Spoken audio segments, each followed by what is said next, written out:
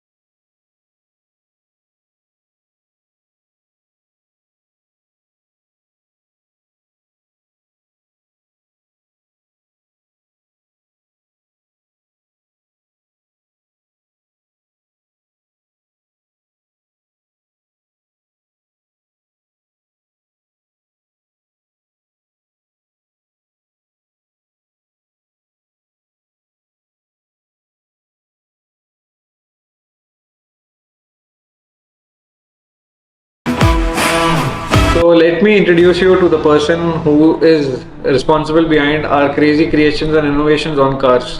Let me introduce you to This is our bonnet. We've not named it yet. We're still finding a good name for this bonnet. But what this bonnet actually does is that this is the reason why Wrap and Shine exists. This is like our R&D bonnet. This bonnet right here is from a Swift Desire, and this has seen about almost every PPF that we've done. We've sampled on this bonnet. Every wrap that you've seen, you can see the damages on the bonnet, the graffiti on this.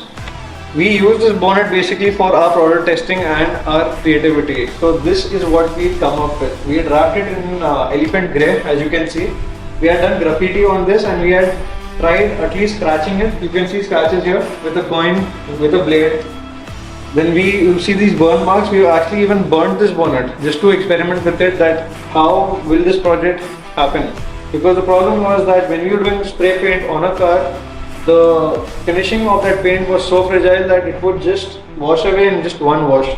So we have done a coating on this. This is a top secret coating by Wrap and Shine, and this coating is going to allow this paint to settle on the surface for about 5 years. So this was an introduction of what we are doing to the vehicle. We have given you some glimpses of the vehicle and we've explained you about the coating that we're doing. The next video is going to share the process behind how this happened and what type of coatings are we applying on top of the paint to keep it safe.